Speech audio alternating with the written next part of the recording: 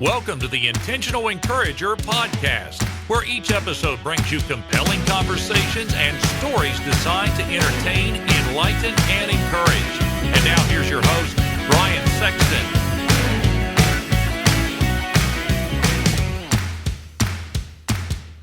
And welcome into the Intentional Encourager podcast. I'm your host, Brian Sexton. Thank you for joining us again today. I have got somebody really cool that I want to bring to you today. She is a business therapist. Now, if anybody needs a therapist, it's me. My wife has said that forever. But a business therapist, a virtual speaker, a service animal consultant, we'll get into that here in a few minutes.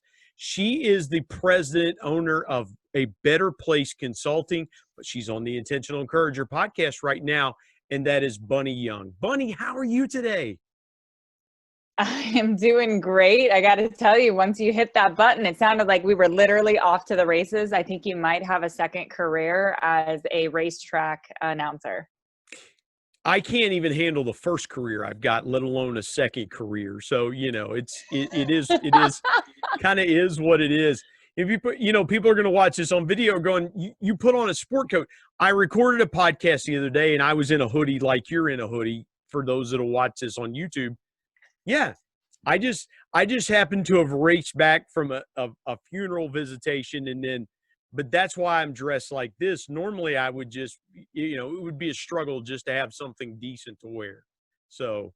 Well, we should remind our listener or your listeners that last time you and I talked, you were in the t-shirt and I was in the professional attire. So I just thought that I would get comfy because we were going to have this chat and be intentional about it. And you had to show up in a sport coat. Well, a blind squirrel finds a nut every once in a while. So my life has been, my second book is going to be called The Blind Squirrel Theory in Full Effect. Oh, you're going to start with the squirrels, which I guess is meaning that we're going to bring Damon into this conversation. Right? Yes, our good friend Damon Burton, who is also a previous guest on the Intentional Encourager podcast.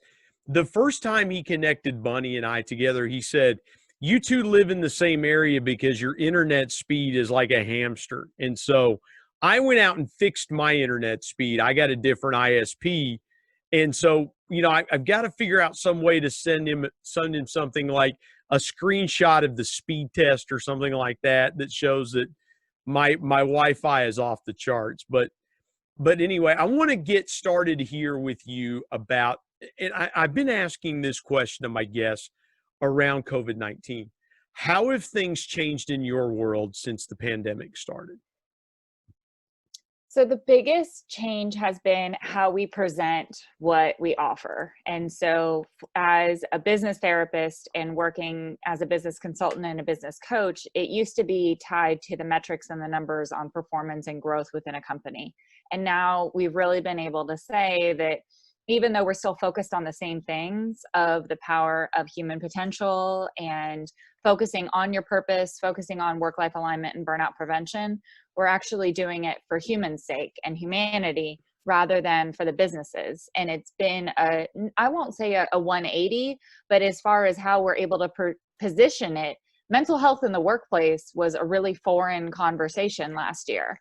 This time last year, if I walked into a corporation and I said, I'm a business therapist, I'm here to help your team stay sane, they would have been like, okay, but what are you going to actually help us accomplish as far as the numbers or sales or anything like that goes? And now, thankfully, and I know it's regretful circumstances, but thankfully there's more and more conversations around the humans that make the world go round rather than just numbers and metrics and lead measures and KPIs. And I think that that's partially due to COVID-19 and all of the changes that we've had there and switching to remote and feeling that vulnerability and being comfortable enough to show up in a hoodie on a podcast.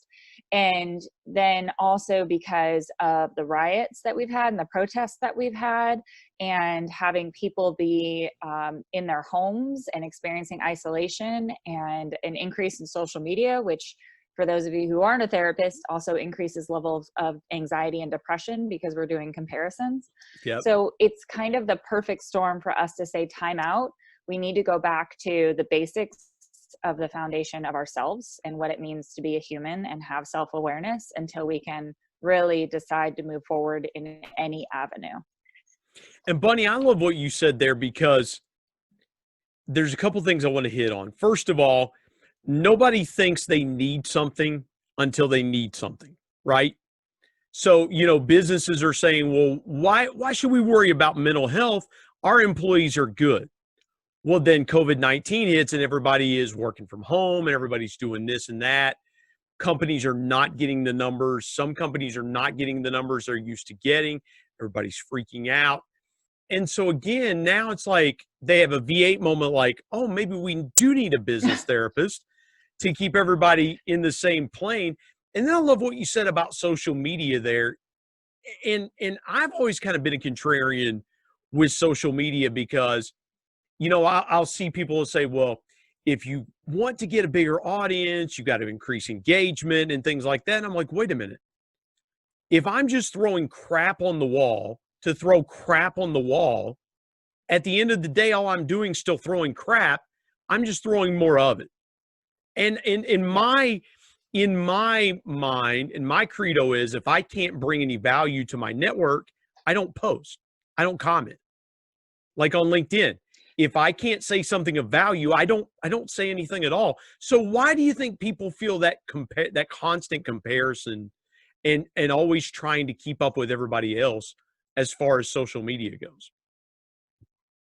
So I'm going to take a half step back, and our listeners hopefully are going to be super thrilled, because I'm going to turn it on you, Brian, and say, what do you get out of posting on social media?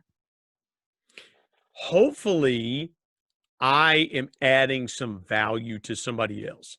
So value is different. Everybody defines value in different ways.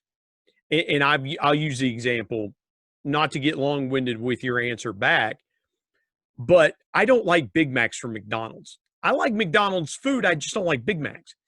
And if McDonald's said to me, if they came to me and said, congratulations, you've won a year's worth of free Big Macs, that would do nothing for me. Like, that would give me almost zero value. But somebody else that loves Big Macs might go, oh my gosh, I can't have hit the lottery and done any better than getting free Big Macs for a year. Unlimited free Big Macs. So that value may be really strong to somebody else, but it does me no good. And so what I try to do is I try to bring encouragement. I try to bring intentional encouragement to my social media, because you mentioned the riots and the protests and things like that. I try to bring encouragement to my network, because I don't know a person out there that doesn't appreciate or value encouragement. Like, it's a basic human thing to value encouragement. So when you go on social media and you post that encouragement, you share that encouragement, you feel fulfilled.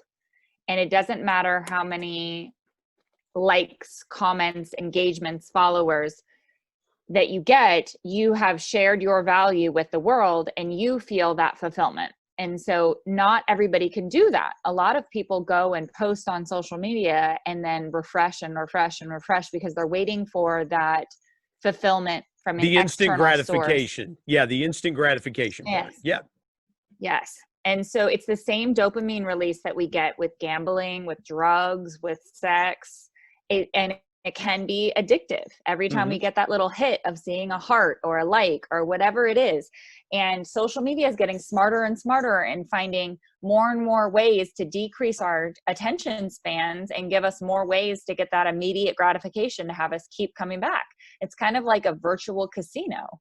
And so you don't know whether you're going to get a viral video or not on YouTube. And so you're just trying to do all of these things. But in the meantime, you're still looking for that external validation. And when you don't see it, or you don't feel that it's enough, that's when depression and anxiety starts to creep in. And the anxiety and stress creeps in as you're waiting, because it's that anticipation and you're not sure if you're going to get it or not.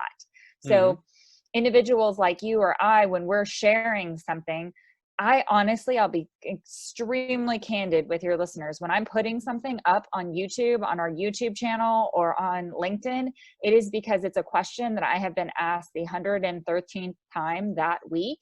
And I want to get the answer out to the thousands of people or if not hundreds of thousands of people who have not emailed me or sent me a direct message to ask me the question, and make sure that they have the answers. Because I'm not a detective, but that 113th time, I figure that's what I call a clue or a pattern or a trend. And so if you're going to ask your friendly business therapist this question, then I want to give you that answer. And if you haven't thought about it and you're a business owner, I want you to start thinking about it. And so if nobody likes it, nobody comments on it, I still know that hundreds of thousands of people saw it, and it's out there in the world, and it's going to live long past me. And being able to create video content is why I want to do podcasts and speaking and all of that. So that's really the short answer to your question is, what is your intention when you open that app on your phone or on your computer? And if your intention is to connect in a meaningful way, then connect in a meaningful way and don't allow other things to fulfill you. Yeah. And you know, that's what I call them V8 moments. So when people, you know, they say it's the 113th time, you finally go, well, maybe I should do a post on that, or maybe I should do a video on that, or something like that. And I was talking to I was on a Zoom call the other day with someone in Australia, and she asked me a question, and I said, well, it's the way I care. I'm consistent, authentic, relatable, and encouraging. And so I went ahead and posted about that this morning, because hopefully, you know, whether you're a business owner, whether you're a salesperson, and Bunny, here's the thing. I said this in my post that you asked me about why I post on social media, because I noticed about 9 months ago, before all this pandemic, 9-10 months ago, I saw way more expertise on LinkedIn than I saw encouragement. And when somebody is going through something, the last thing they want is expertise. Like if somebody's dealing with a mental health issue, like we were just talking a moment ago, they want to know that that someone understands what they're going through. They want to know that someone cares about what they're going through, instead of going, well, what you need to do is you need to go see a good therapist, or what you need to do is, you know, none of us, it's like being a little kid and your parents are going, well, what you ought to do is clean your room, or what you ought to do is eat your vegetables, or what you ought to do is. And so for me, when you ask me that question, what my intention is to professionals on LinkedIn is, hey, look, I want to be a source of intentional encouragement, because your feed is probably going to get filled with so much expertise that my encouragement hopefully will kind of be that little dim light in the corner of the room that you can kind of gravitate toward, to open the shutter a little bit more and let more light come into the room. Does that make sense? I mean, I hope I didn't. It does. No, you need gas in the vehicle. You need motivation. I mean, I can post all of the fitness photos in the world and all of the expertise on how to, you know, have a beach body, all around me, and I can make it the background on every single digital device that I have. But without the motivation to actually go out and put in the work, without that encouragement and that accountability, it's never going to happen. P.S. For your listeners, there's 2 steps that are critical to having a beach body. One is to have a body, and the second is to go to the beach. So that's how you do it. So, but being able to be some people ask me how I got thin. You know, they were like, well, how did you go from 360 pounds to like 200 pounds? I'm like, it's pretty easy. I had surgery. I had my stomach cut to like the size of a grape nut or something like that. And I'm like, but you don't want to do it that way. But Bunny, that's the thing is, I want to ask you this. So how does a business continue to take its own mental health temperature and make sure that, because businesses are starting to fall in that same trap that we just talked about with social media.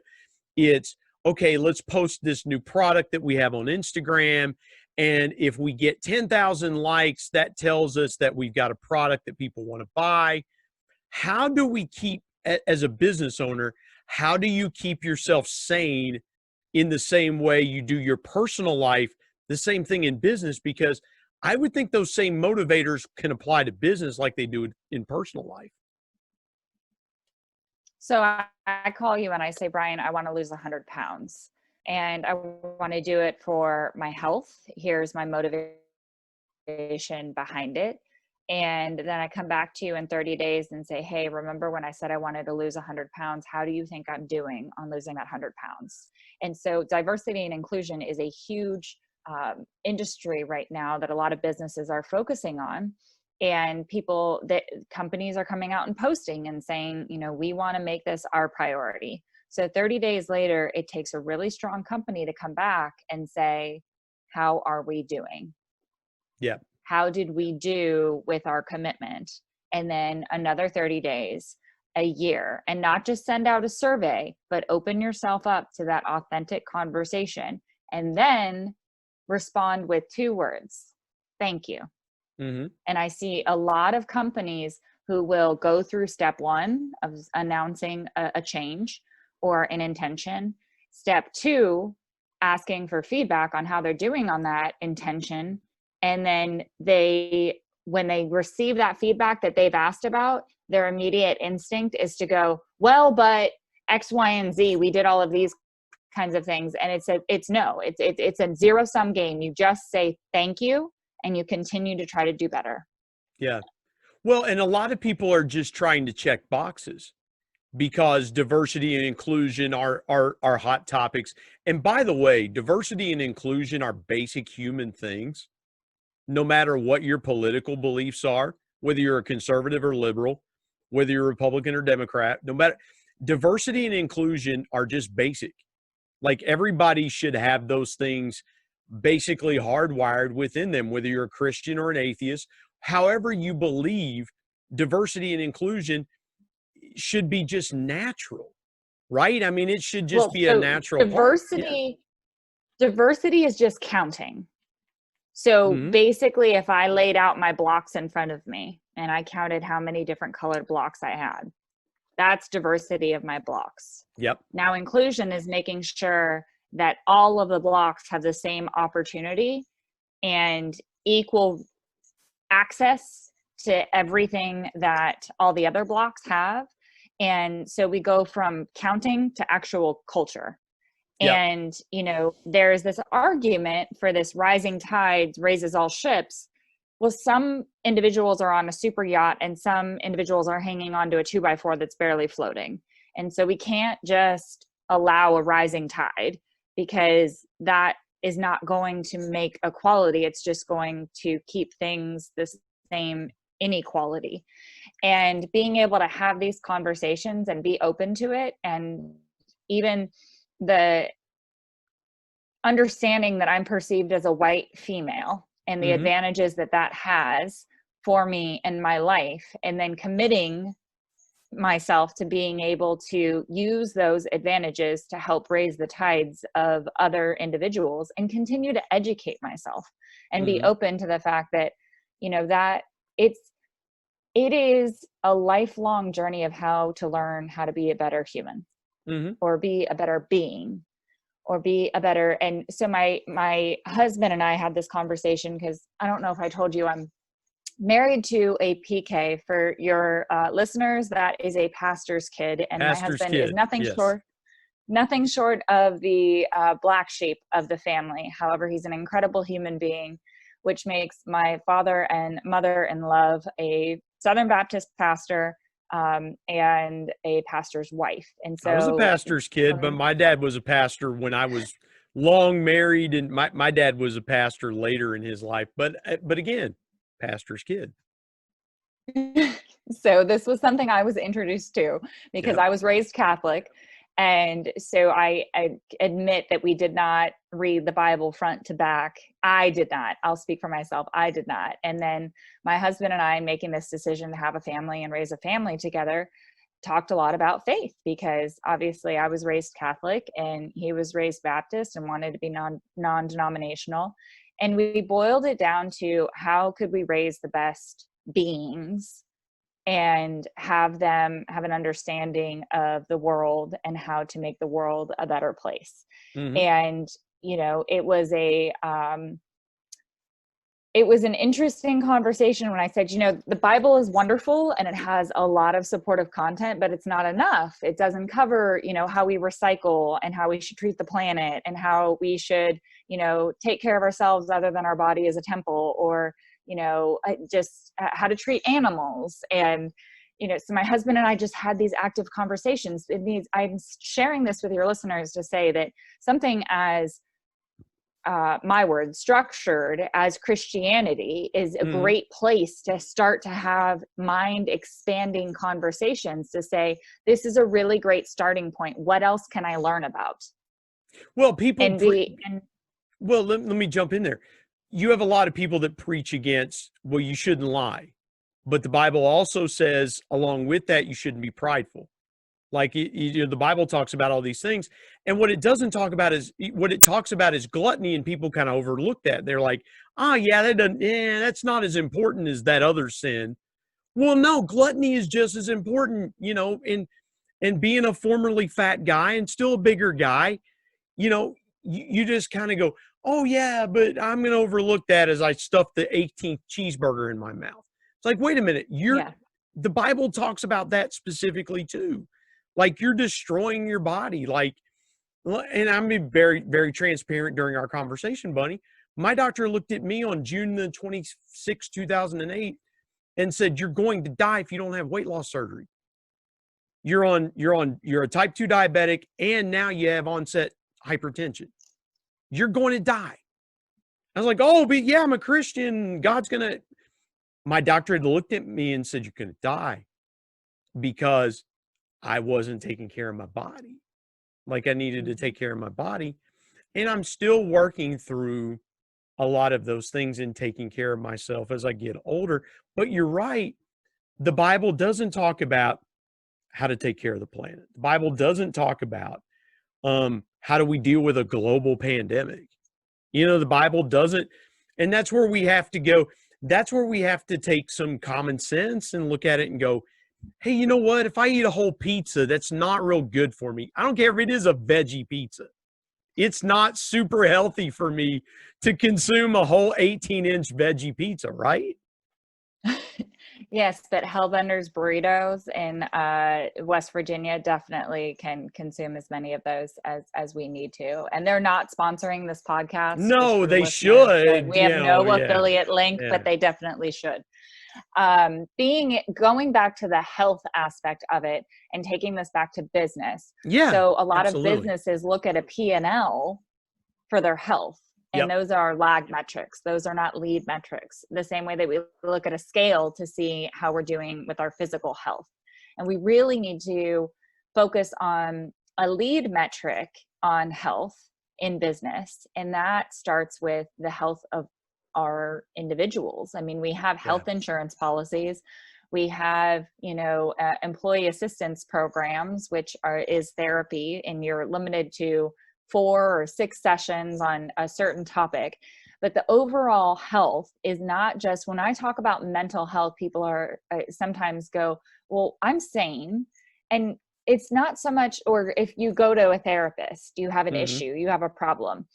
Well, I can go to a personal trainer just because I want to maintain my fitness or I want to improve my fitness, even though I'm not necessarily trying to lose weight. So why couldn't I go to a therapist, or why couldn't we include mental health in the business conversation for improving our human resources and our human capital, and being able to create space to say, okay, you have a very specific purpose, and you are not your job description. You are a person.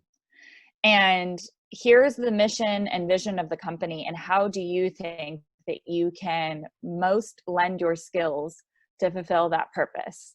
And so that's really where we go back to that health conversation and what makes sense, and how can we continue to just say, okay, well, let's just continue to grow. Let's just focus on continuing to grow as one big giant herd, one big giant tribe.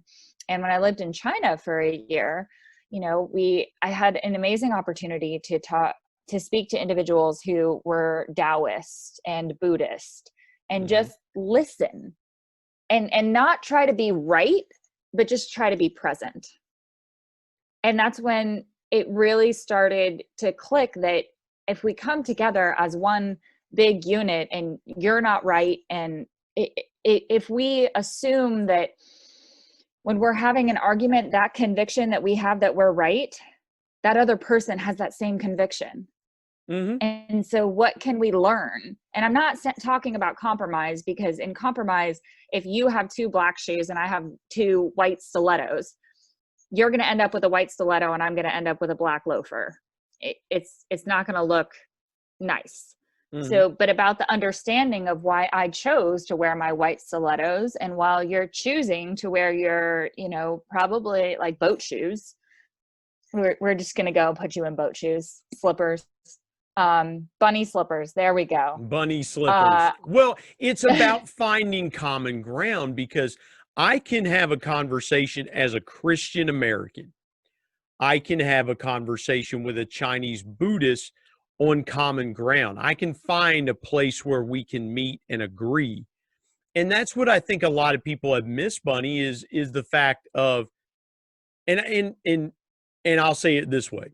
Social media, a lot of times, getting back to what we were talking about with social media, a lot of times social media has been 2 monkeys in a cage flinging poop at each other, back and forth.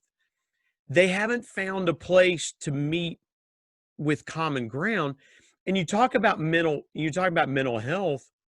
It's almost as if social media is the place where people are going to unload. It's like, well, I have to get this off my chest. I have to post this. No, you don't. You don't have to get that off your chest. You have to unload. You can be by yourself in a quiet place in reflective thought, and that's where you can offload. Or you can be in prayer and you can offload and things like that. We have taken very private things that we need to offload in private, and we've offloaded them publicly. So now we've released our poison gas into the air, and people are grabbing gas masks to keep from inhaling it, because it's like, oh, I could give 2 hoots about what everybody else is going, but I feel better. And so I love what you said there. And I'm not trying to pontificate. I'm just saying, we talk about mental health and we talk about talking, but really all we're doing is we're putting our own toxicity into the air, and people are breathing it in, and then it infects them with that same toxicity. And that's why, to some degree, we have the culture that we have. Well, and that's one of the things that I was made aware of in living in China, because in the Taoist philosophy, there's just qi, energy. And so what you're talking about is breathing this toxicity into the air. Even if I'm right, Brian, like, I've created more negativity in this world, regardless if I believe that I won. And, we work with a lot of military clients, and I often joke and say that, couldn't we just do war with like rock, paper, scissors, or even play the card game of war? Yeah.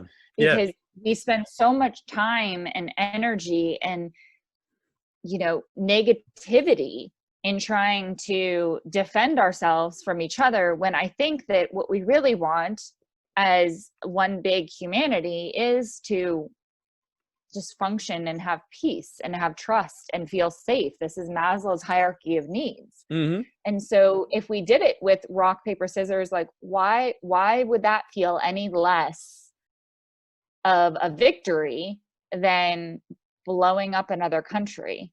And at the same time, you're still making a huge sacrifice for that win. And I'm all for being have your life having a purpose, your life having a meaning, and being willing to sacrifice for something that is intentional and meaningful for you. But why do it over and over and over and over again? Clearly you're not actually winning. You're just believing that you're winning, and we're going to hit the pause button until we hit the play button. And we really, as humans, need to feel safe. And it's just in business. It's as running your own business. I'm going through this right now, in the fact that we've hired out to agencies a few projects. And at the end of the day, I want to bring the projects back in-house, because I trust our people. And I love the people that are a part of the agencies, but the actual company is not, I don't have any control over. Yeah. And so it's like wanting to be able to jump in and fix a culture when it's in reality, it's just like, let me just go back to the place that I feel safe and I have trust and respect. And in that space, even, and for the listeners, I love Brian. So, but if I didn't love you, if I didn't even like you, but I could feel safe being on this podcast with you and feel like we could make a difference together, then it's still a good space for me to grow in. Yeah. And you know, Bunny, here's the thing. I want to stay here for the remainder of our podcast. And normally people would say, well, I want to hear Bunny's story. We'll have Bunny back on another podcast to tell her amazing story. But this is and I won't be in a hoodie. Well, no, well, I might be. So yeah, I might wear a tuxedo. You just never know. But this is really important conversation because you may be a business owner hearing this and going, how invested should I be in the lives of my employees? Like, how often should I be checking in with my people? As a leader, I wanted to check in often with my people. And I was a sales manager a dozen years ago, but I had 15 salespeople that worked for me. I wanted to check in with them pretty often because I wanted to be a people first leader. And I think people gravitate to people first leaders because they feel that sense of, this is not just my boss, this is somebody I can trust. And you know, Bunny, in a company, companies talk about that sell products. They're like, oh, it's a brand you can trust. It's a product you can trust. Well, what about the internal customers? Do they trust it? Do they trust the culture that's happening internally?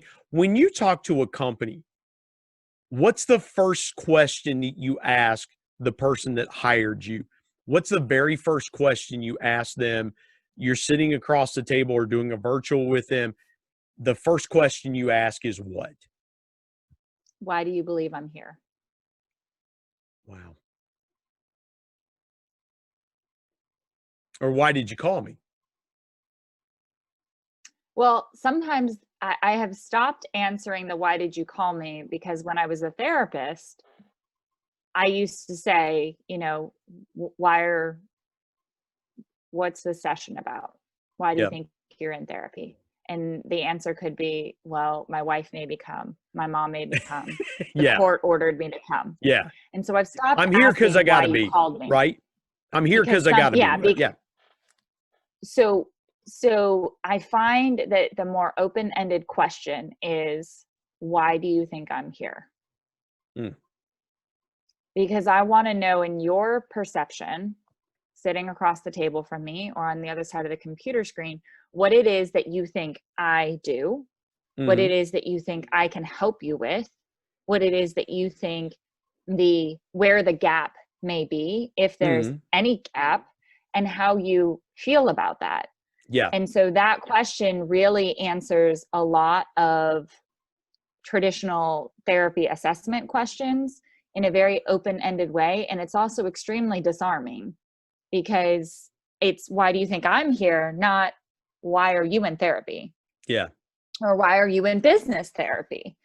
And so, you know, being able to start there, it also helps me to understand what the person that's sitting there understands about the work that we're about to encounter and embark on. What do you think the toughest question for a business owner or a business leader? What's the toughest question that they have to ask themselves? I think the toughest question to answer is where the bottleneck is, because I think that typically the answer to that question is who's staring at you in the mirror. And so you can care the most about your business and still be the biggest detriment to your business. And so I think that the toughest thing in business is to find out how to ask for the right help. And a lot of companies will see a dip in the metrics or in the P&L, and they'll hire marketing and sales without realizing that the energy and life and culture within the company is what's toxic, not the Facebook ad. And it's really difficult sometimes for us to understand. I have seen companies spend hundreds of thousands of dollars trying to understand their customer and not spend a dime on understanding themselves as a business owner. Yeah. Yeah. So, they've forgotten their mission statement. They're so focused in gaining external customers. Their internal customers are leaving them like the boat's going to sink. Mm-hmm. And, you know, the first person that you have to sell your company to is your team. Yeah. Good point. Right. Great point. So yeah. that's the first person that you have to sell your company to. So if you're so focused on selling your company to your clients that you're missing out on your most important customer, which is your team, you know, or even yourself. I've worked with entrepreneurs that are so focused on who they think their ideal customer is. And then they end up 2 years later identifying, well, actually my ideal customer is me. Yeah. And, you know, I've been so focused on trying to have this giant learning curve of learning somebody else who wasn't me. And I should have just focused on fixing my problem, because I started this company to fix a problem that I had. So being able to start with yourself and then start with your team and be open and honest on where that is going to lead you, because there's two things that I want to have your start to leave your listeners with, because I know we're winding down. Yeah, we're getting time. One is, my grandfather used to tell me that the CEO should be the dumbest person in the room. And I've taken that to heart. And so I try to have people consistently around me that are a lot smarter than me. And that can also be said in a different way of, you're the sum of the 5 people that you spend the most time with. Yeah. So the second part of it is, I have been a cowgirl for 3 decades plus. And being able to learn from herd animals that are prey animals and are used to having to figure out what's going to be best for their life each and every day, and don't have the luxury of just waking up and hunting whenever they want. Yeah. The alpha mare, who you could argue is the CEO of the herd, does not get to that position in the herd, in the wild, by being the best horse. The alpha mare gets to that position by consistently demonstrating her ability to put the needs of the herd first. And it's so good. Yeah. Yeah, exactly. So those are my 2 things. Well, let me ask you one more quick question as we wrap up this podcast. How does a business owner or leader intentionally encourage themselves to encourage others? So again, I'm going to go back to, it starts with you. And how do you encourage yourself? You can go buy a love language book from Gary Chapman. It's an amazing book. It is. And I have heard Gary speak on many occasions and studied him as a therapist. And I think he's a wonderful individual. But reading that book from the perspective of identifying how I can love myself is a whole different ballgame. And so if you're sitting there answering Brian's question of how can I intentionally encourage my team, don't pour from an empty cup. Find ways to intentionally encourage yourself first, and have that discussion with your team as well. Everybody is encouraged in their own different ways. You know, to your point, a Big Mac means something else to somebody than it means to you. Yeah. And so how can I add value to my life so that I can add value to those that are around me? And when you do focus on value, I'm 100% in agreement there. When you focus on value instead of money, because remember, money is a made up thing. We print it. Like we literally print it. Yeah. And right now we're printing a lot of it. When you focus on adding value, the return on investment is exponential. And the highest return on investment in any company is in yourself. And that is true whether you are at the top or whether you are in a JOB or whether you are working the equivalent of whatever 2020's mailroom is. The highest return on investment for anybody listening to this is on yourself.